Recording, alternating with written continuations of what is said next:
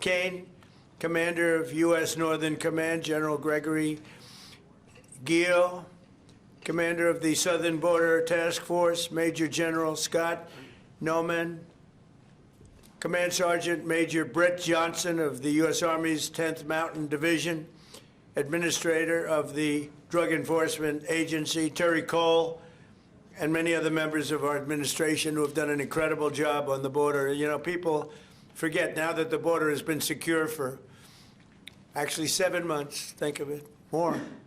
And they don't mention the border anymore. Nobody talks about the border.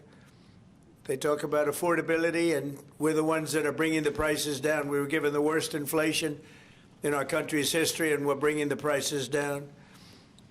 But the affordability is on the Democrats because they have made it unaffordable to be in this country, but we're bringing those prices down, and they're coming down quickly. Energy is coming way down, and if you look, gasoline prices are hitting in many locations $1.99 a gallon. Nobody thought they'd see that. There were $4, $5, and $6 a gallon under Biden. In the 4 years before I took office, our southern border was surrendered to criminals, drug cartels, human traffickers, and child smugglers.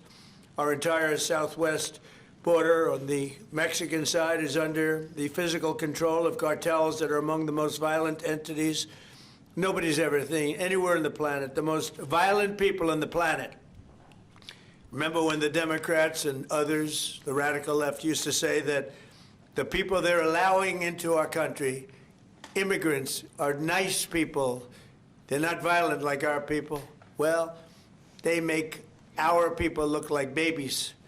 These are some of the most violent criminals anywhere on earth from many countries, not just Venezuela. Venezuela emptied their jails into our country, but others have also. The Congo has. So many other countries have. And we don't put up with it. I have to say the drugs coming in by sea are down 94%. And we're trying to figure out who the other 6% are. But they're down 94%, and we're going to start hitting them on land, which is a lot easier to do, frankly. But these are a direct military threat to the United States of America. They're trying to drug out our country. And you can look throughout history. Look at China when they were loaded up with drugs. They were suffering greatly, and others were able to take them over. And other countries also. They're trying to drug out our country, and we're reversing it rapidly, actually. But with the help of our great service members, we've stopped the invasion in its tracks, and we're dismantling the cartels very rapidly. And they are being declared enemies of the United States of America. They have been so declared, legally declared. More than 25,000 warriors have served in this historic operation. It is indeed an incredible and historic operation. And we've never done anything so effectively, and we've had a lot of victories. They've spent night and day enduring scorching hot and bitter cold, and they've given up their holidays and their weekends working with the officers of Customs and Border Protection. Our armed forces have already conducted nearly 13,000 patrols along the border, and today we give these great warriors the recognition that they have earned, and they have really earned it. The military component of our border security efforts is just the beginning. We're also designating the drug cartels as foreign terrorist organizations, a big deal from a legal standpoint and military standpoint. We've ended catch and release, and we endured and ensured that anyone who sets foot across our border illegally is intercepted, arrested, and immediately deported, or if they're really bad, they're put into prison because we don't want to ever take a chance if they come back. As a result, illegal border crossings have plummeted to the lowest level ever recorded in the history of our country. Think of that. In the history of our country, you can all be very proud. For the past 7 months, 0 illegal aliens have been admitted to the United States of America.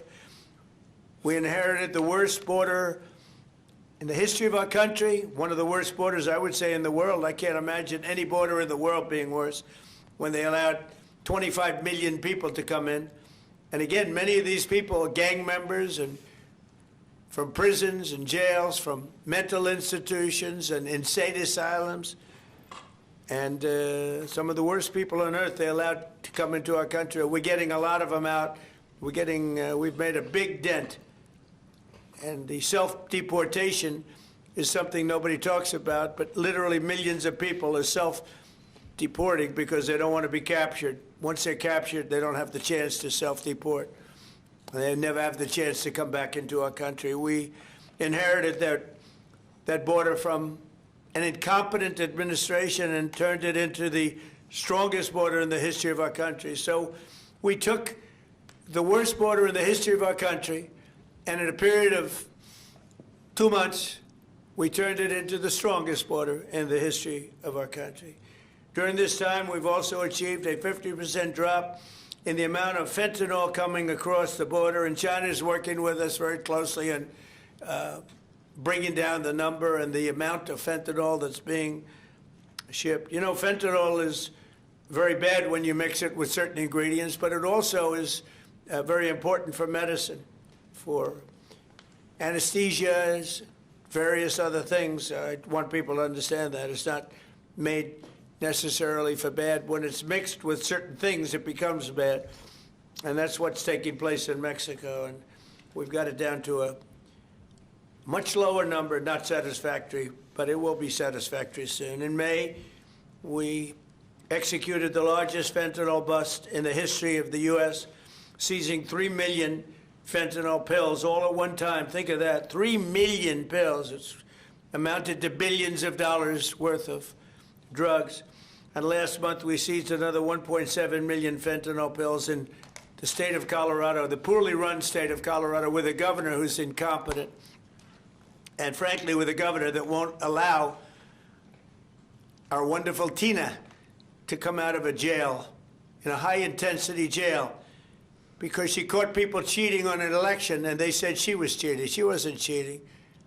She went over, she looked at one of the election scams going on, and because she did that, they put her in jail for 9 years. The governor of Colorado is a weak and pathetic man who was run by Tren de Aragua, the criminals from Venezuela, took over sections of Colorado, and he was afraid to do anything. But he puts Tina in jail for 9 years because she caught people cheating. And when she walked over and got involved in it, they said she was cheating. She wasn't cheating. She caught people cheating on the election, 2020, along with a lot of other people that cheated on that election. You'll see that coming out more and more. But there's no doubt that America's adversaries are trafficking fentanyl into the United States, in part because they want to kill Americans. If this were a war, that would be one of the worst wars. I believe they killed, over the last 5 or 6 years, per year, 200 to 300,000 people. You hear about 100,000, which is a lot of people, but the number's much higher than that. That's been proven. And they've destroyed a lot of families. Because when they lose a child, or even if their child is heavily addicted, you lose that family. The family will never be the same. That's why today I'm taking one more step to protect Americans from the scourge of deadly fentanyl flooding into our country. With this historic executive order I will sign today, we're formally classifying fentanyl as a weapon of mass destruction, which is what it is. No bomb does what this is doing. 200 to 300,000 people die every year that we know of. So we're formally classifying fentanyl as a weapon of mass destruction. But before I sign the fentanyl order, we will pin these great service members with their medals. And here today are the first 13 warriors who will receive the Mexican Border Defense Medal, which is a big deal. First, I'd like to ask Secretary Hegseth and Chairman Kane to say a few words. I'd like to have Tom Homan come up, please, if you would, say a few words. And I want to thank all of the people, Pam and everybody, Stephen Miller, great Stephen Miller, what a job he's doing, for being here. Thank you both. Appreciate it very much. We have so many great people here. But I do want to ask Tom to say a few words also. So, Pete, why don't you start it off, please? Thank you. Mr. President, thank you. I would echo what you said. This has been a team effort from the beginning. Tom Holman, Terry Cole, Stephen Miller, Pam Bondi, Christy Nome, Customs and Border Patrol, Protection. It has been one team, one mission to get 100% operational control of the southern border. You want to talk about America First, peace through strength and common sense? It all manifests in one basic phrase down there.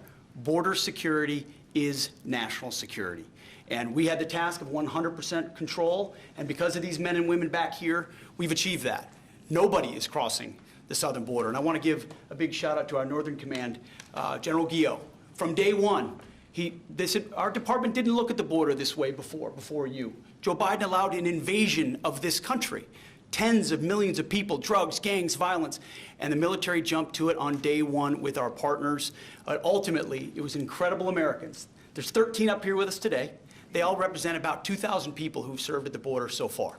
So 25,000 Americans qualify for this Mexican National Defense Border Medal that we're announcing today. And what's cool about this medal, it was actually first given out in 1918.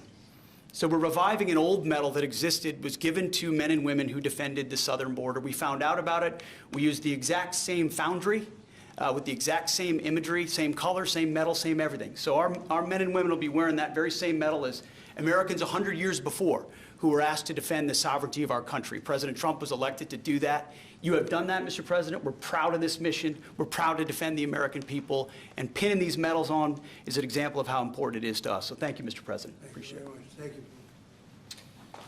Well, Mr. President, Mr. Secretary, I want to echo your thanks and gratitude for the joint force. I also want to highlight General Guillot, General Nauman, and Command Sergeant Major Johnson, but also leaders at every level that came together, not just in our joint force, but in the interagency. And I want to specifically highlight our Border Patrol teammates and our Office of Air and Marine teammates who, when I went down to the southern border and visited, were right there next to the joint force. I also want to thank not just these 13 individuals, but the joint force that was also down there and your families who poured in to make this deployment possible on the southern border. And of course, this time of the year, I'm always thinking about our currently deployed forces who are out there around the world doing our nation's business, and of course our fallen and their families who show us what courage and tenacity really are as they move forward after the loss of a service member. So thank you, Mr. President. Thank you, Mr. Secretary. Tom, please.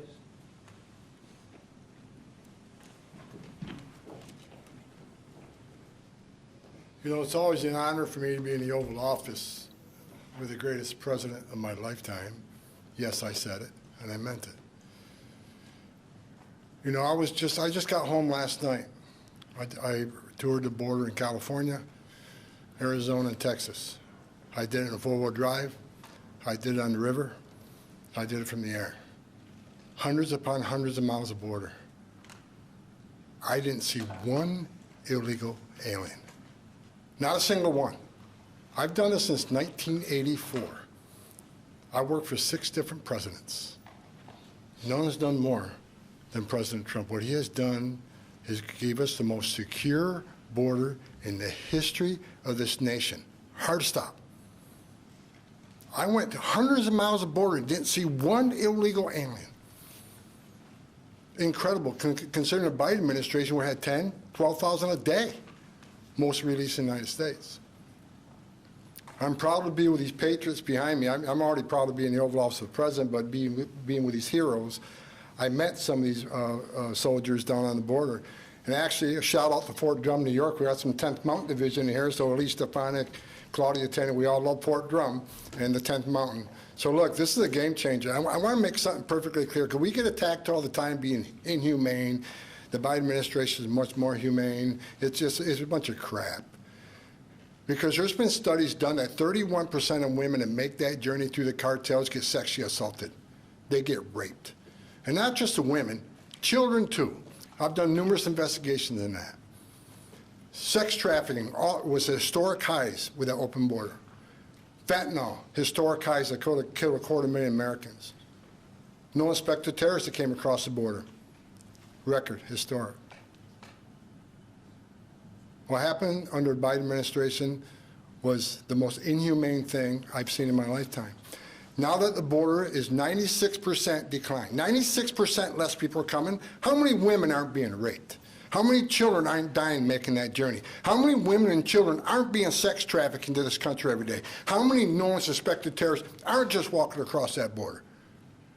President Trump and this administration is saving thousands of lives every month. Hard stop. That's just a stone cold fact. I'm just proud to be a part of this. I work with Steve Miller every day. Steve Miller is one of the most brilliant people I've met in my entire life. President Trump brought together one hell of a team here, and the success proves. We all working together, one team, one fight. We're not done yet. We're going to keep going, and I guarantee you we're going to continue saving thousands and thousands of lives. Secure border means strong national security. Secure border saves lives. Thank you. Thank you, Tim. Okay, let's do the medals, and I'll be signing this. Maybe you'll do the medals first, and then I'll sign, okay? Please.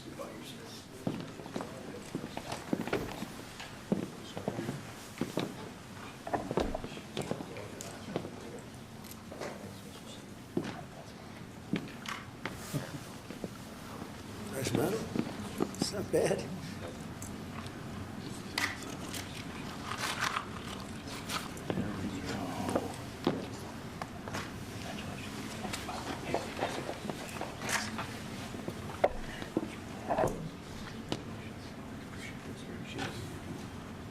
That's a great job. That's great. Thank you.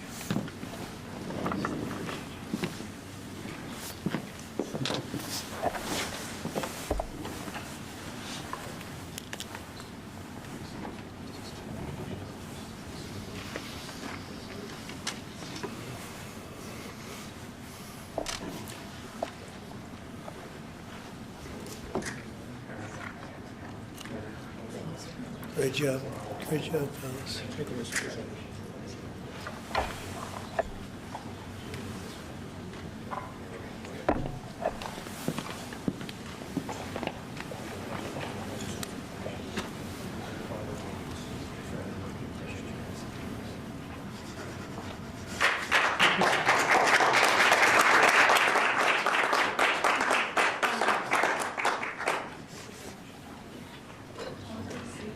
No auto pen.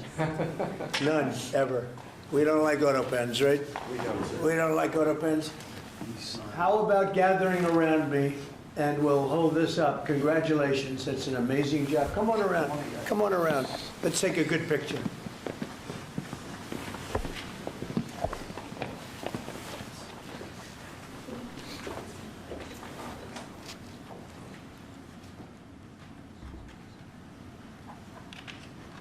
Fantastic job. You guys, fantastic job. Thank you very much. Great job. Thank you, Mr. President. Great job. What you've done is unprecedented. How about holding that up? You guys hold it up. Nice. Hold it up high. You deserve it more than me.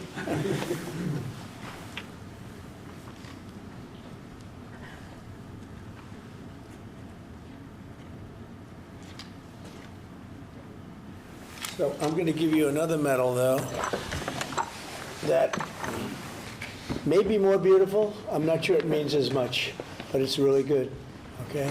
This is gun medal. This is the one the military loves. So we're going to start, okay? Thank you, Mr. President. Thank you, dear. Here you go. Thank you, Mr. President. Thank you, Mr. President. Pretty nice. Want to compare it? Let me see, compare it. Let me see how that looks. I don't know. That looks pretty good. Thank you, Mr. But that means something very special. Thank you, Mr. President. Thank you. Thanks, Mr. President.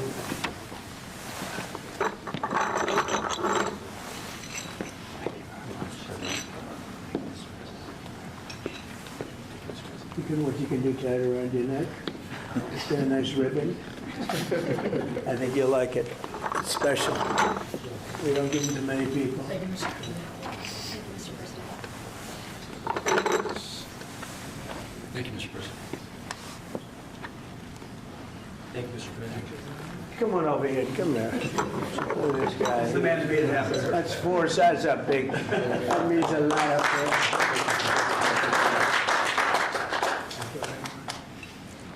Hey, General, come on over here, even though you have one. I gave him one. No, this general right here, General Raisin Cage. He's a great general. Thank you very much. Well, thank you very much, everybody. It's an honor. This is a fantastic moment. I haven't done this before. And the job they've done on the border is unthinkable. What they left us with, that they would have open borders with millions of people, 25 million people, probably more than that, pouring into our border, totally unchecked and unvetted. Now we have the opposite. And we want people in our country, but they have to come in legally. And they know that, and they know they're not getting through, so now they don't even try. So all of the death that Tom Holman talked about, the rape and the death and all the problem doesn't really happen because the caravans, a name I think I came up with, maybe not, but the caravans are very small. In fact, for the most part, they don't even exist anymore because they know they're not going to get through. In a little while, you'll be seeing, I'm suing the BBC for putting words in my mouth, literally. They put words in my mouth. They had me saying things that I never said coming out. I guess they used AI or something. So we'll be bringing that lawsuit. A lot of people are asking, when are you bringing that lawsuit? Even the media can't believe that one. They actually put terrible words in my mouth having to do with January 6th that I didn't say. And the beautiful words that I said, right? The beautiful words, talking about patriotism and all of the good things that I said, they didn't say that, but they put terrible words. They actually have me speaking with words that I never said, and they got caught because I believe somebody at BBC said, this is so bad, it has to be reported. That's called fake news. So we'll be filing that suit probably this afternoon or tomorrow morning. I want to thank all of you for being here. If you have any questions, I guess you could ask, but this is really a day of celebration for these people. The job they've done is really unprecedented. So go ahead. On Brown University, Mr. President, do you know what the motive of the shooter was? Is it was No, it we a targeted don't. No, attack? that's moving along now, and we don't. And we're going to see what happens. Hopefully, they're going to capture this animal. Hopefully, they're going to capture it. Has Kash Patel told you why it's been so difficult for the FBI to identify who the shooter is? Well, it's always difficult. So far, we've done a very good job of doing it with Charlie, with the various times this has happened. They've done it in pretty much record time. But you really have to ask the school a little bit more about that because this was a school problem. They had their own guards, they had their own police, they had their own everything. But you'd have to ask that question really to the school, not to the FBI. We came in after the fact, and the FBI will do a good job, but they came in after the fact. Do you know if it was targeted, Mr. President? No, they don't know that yet, no. Sir, on the issue of drugs, is it accurate that you are considering an executive order to reclassify marijuana under the control? We are considering that, yeah. Okay. Are you planning? Because a lot of people want to see it, the reclassification, because it leads to tremendous amounts of research that can't be done unless you reclassify. So we are looking at that very strongly. Mr. President? Mr. President, Katie? is it true that the reports that you rebuked the Israeli Prime Minister, Please? are the reports that you rebuked the Israeli Prime Minister for the hit on the Hamas general true? And is Israel undermining your efforts to be a peacemaker? No, Israel and I have gotten along very well. My relationship with Bibi Netanyahu has been obviously a very good one. Look, we took out Iran. We wiped out, with that plane right there, we wiped out the B-2 bomber. We wiped out the Iran nuclear threat. And because of that, we were able to make peace in the Middle East. No, we've had a very good relationship with Israel. We actually have a very good relationship with just about everybody in the Middle East. But was that a violation of the ceasefire, the strike on the Hamas general? We're going to have to see. We're looking into that. Mr. President, on the Syria ambush of Yeah. U.S. forces, do you still have confidence in the Syrian president? I do. I mean, this had nothing to do with him. This is a part of Syria that they really don't have much control over. And it was a surprise. He feels very badly about it. He's working on it. He's a strong man. And no, this had nothing to do with the Syrian government. This had to do with ISIS. What will the U.S. response be? As a response, they'll be hit hard, yeah. Javier Negre, Real America's Voice on Español. First of all, thanks for honoring these Thank you. heroes. The communists have lost Chile. The pro-Trump candidate, José Antonio Caz, won the elections. Do you think this right-wing wave in the Spanish world is due to your influence? Well, we just had a good one in Honduras, as you know. Had a great election there. I endorsed somebody that was not leading, and he won the election. And we had a good one just a couple of hours ago. I found out in Chile, the person I endorsed, who was not leading, ended up winning quite easily. So I look forward to paying my respects to him. I hear he's a very good person. Yeah. Mr. President, thank you, Mr. President. This year you fired Democrats from a number of federal agencies, and now going into 2026, there are some key regulators like the SEC, the CFTC that are going to have 0 Democrats. Do you plan to appoint Democrats to fill those empty spots, or do you think that federal agencies shouldn't have Democrat commissioners? Well, do you think they would be appointing Republicans if it were up to them? So, we'll look at it. Look, we want to be fair, but typically they're not appointing Republicans. So you're asking me the question whether or not I'd appoint Democrats. But there are certain areas that we do look at, and there are certain areas that we do share power. And I'm open to that, please. Mr. President, Yeah. a number of Republicans have denounced your statement on Truth Social after the murder of Rob Reiner. Do you stand by that post? Well, I wasn't a fan of his at all. He was a deranged person as far as Trump is concerned. He said he knew it was false. In fact, it's the exact opposite, that I was a friend of Russia, controlled by Russia. It was the Russia hoax. He was one of the people behind it. I think he hurt himself in career-wise. He became like a deranged person, Trump derangement syndrome. So I was not a fan of Rob Reiner at all, in any way, shape, or form. I thought he was very bad for our country, yeah. Blue slips, Mr. President. Leader Thune doesn't seem like he wants to get rid of blue slips. Will there be consequences for the Senate if they Well, don't I get think rid they of should get rid of blue slips because as a Republican president, I am unable to put anybody in office having to do with U.S. attorneys or having to do with judges. In other words, if you have one, not two, you don't need two, just one. If you have one Democrat senator, well, we have a lot of them. You have one Democrat senator in a state, it is not possible to appoint, because of blue slips, a judge. It's not possible to appoint a U.S. attorney. You see that happening. And I think it's a disgrace. I think blue slips are a disgrace. They've long since,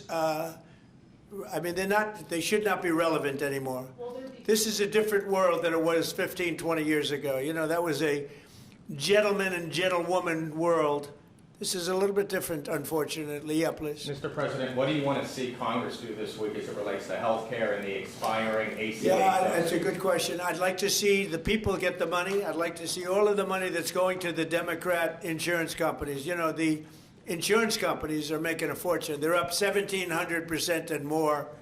And they're taking in hundreds and hundreds and hundreds of billions of dollars, even trillions of dollars. And Obamacare gives you terrible health care. Just so you understand, Obamacare was set up, and I said it right from the beginning, for the benefit of the health insurance companies, of the insurance companies. They're making billions and billions of dollars. Their stock is through the roof. I don't want to give them anything. I want all money going to the people, and let the people buy their own health care. It'll be unbelievable. They'll do a great job. They'll get much better health care at a much lower cost. Would you like Republicans next year to just use reconciliation to do with health care exactly what you laid out, and they wouldn't have to worry about Democratic votes?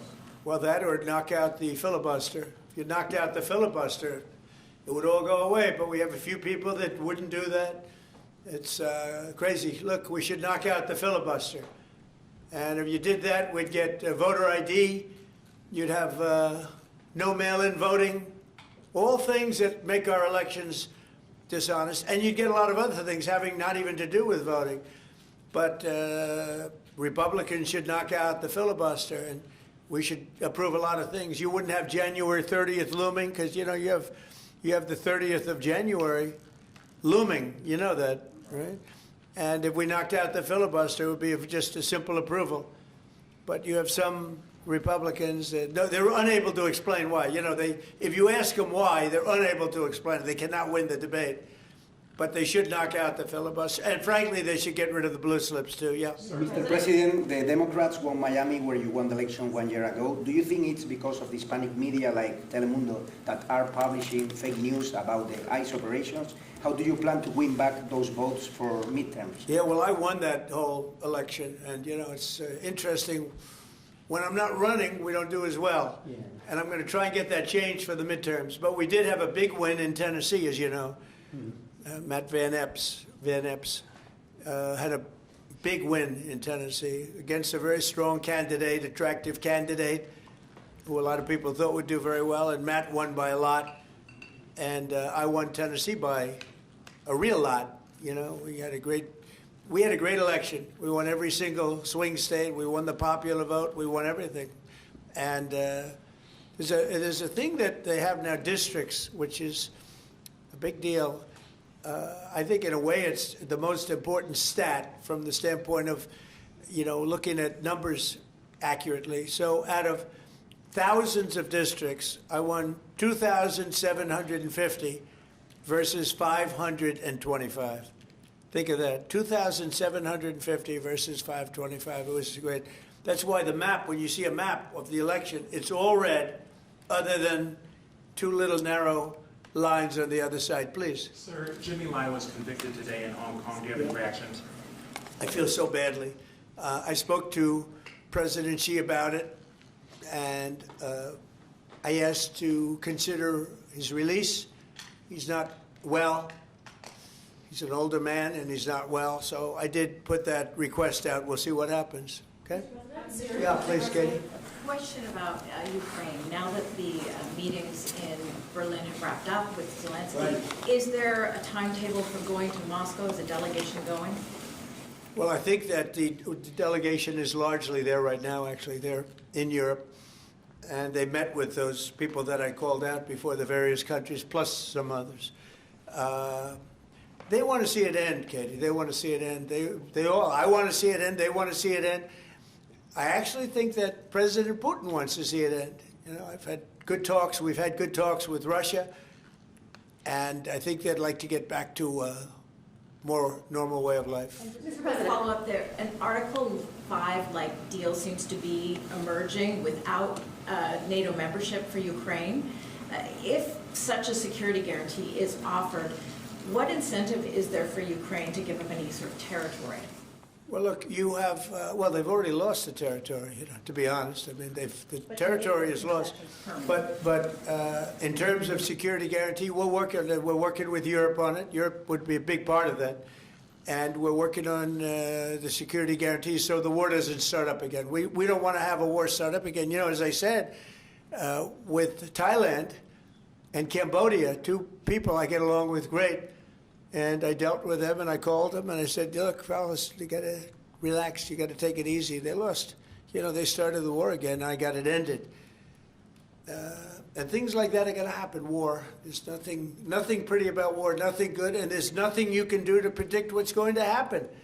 But I think we've made a lot of progress with respect to Russia and Ukraine, I hope.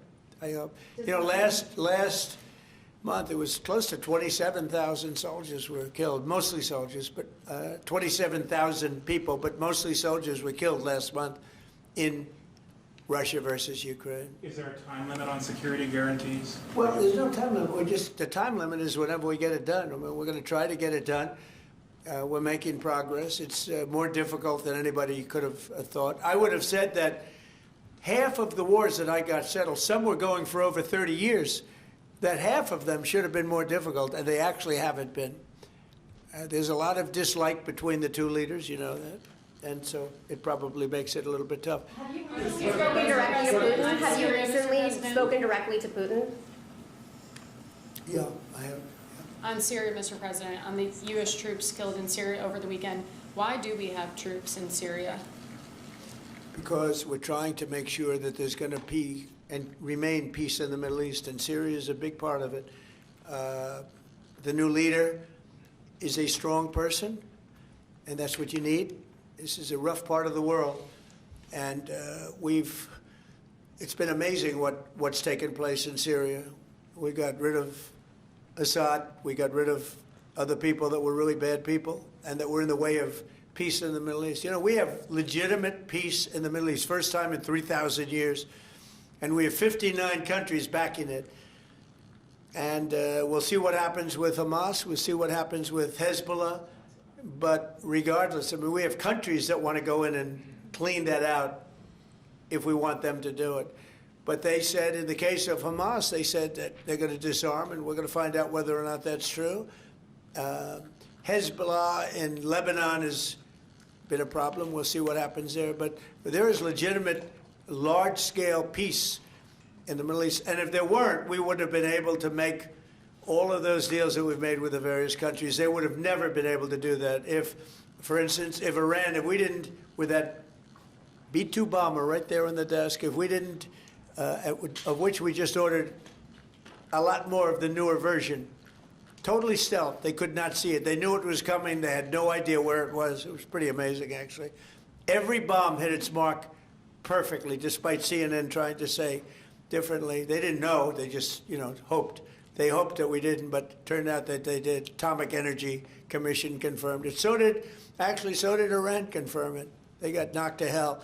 But if we didn't knock out their nuclear capability, we would have never had peace in the Middle East, because you would have had a dark cloud hanging over Saudi Arabia, Qatar, UAE, and all the other countries, and they would have never, ever been able to sign an agreement. Yeah, please. How soon do you expect that international stabilization force to be up and running in Gaza? I think that it's, in a form, it's already running. In a very strong form, it's already. But it'll get stronger and stronger, and more countries are coming into it. They're already in, but they'll send any number of troops that I ask them to send. They want to see peace. We have more than 59 countries. We have many countries that aren't even in the Middle East, but they're fairly close to the Middle East. They want to be involved. So it's been pretty amazing. Mr. President, this week a man named Keone Rodriguez is going to federal prison for creating crypto privacy software. The case was started under the Biden administration, but your DOJ kept it going and secured the conviction. A lot of people in crypto are saying that this man should be pardoned. Are you familiar with the case at all, or would you be interested I've in heard looking about at it. I'll look at it. Why, you think he should be pardoned? Sounds like it. Sounds like, based on your question. Many people in the Rodriguez, we'll look at that, Pam. Okay, let's take a look at it. You know, you'll have to tell me. I don't know anything about it, but we'll take a look. On Friday? Yeah, please. Mr. President, market analysts are calling for a Santa rally. Typically, it's 5 trading days going into Christmas.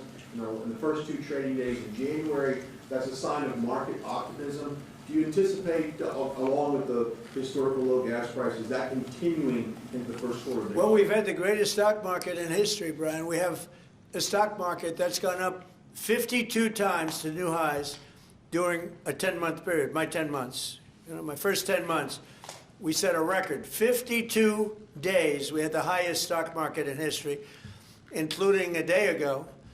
And I didn't look today. Maybe it's up today, I don't know. But we had 52 altogether, and there's never been anything like it. And the reason are the tariffs have brought vast amounts of wealth into our country. That countries that have taken our car companies, those car companies are all coming back. The AI is coming at levels that nobody's ever seen before. That's going to be a massive industry. Without the tariffs, we wouldn't have that. Chips are coming in, chip companies are coming in from Taiwan and other places, but mostly from Taiwan, which has almost 100% of the market. And we're now making chips, and we're not paying anything. It's not the CHIPS Act where they give billions of dollars to companies and then they just take the money and they run. That was under Biden. The fact that I set tariffs up, and that if they don't make their chips here, they have to pay a big tariff. In order to send them into the U.S., they have to be here. You know, tariffs really work, in my opinion, almost only in the United States. They've been used against us successfully because we had presidents that had no clue. But tariffs really work.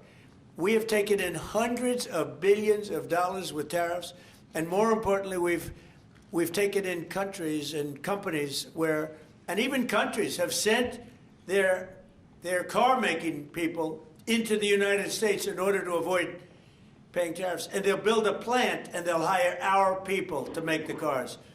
But we now have As you know, Toyota just approved $10 billion in manufacturing plants in the United States using our people. Without tariffs, none of that would have happened. Tariffs have given us great national security. There's nothing like what's happened in the last 10 months.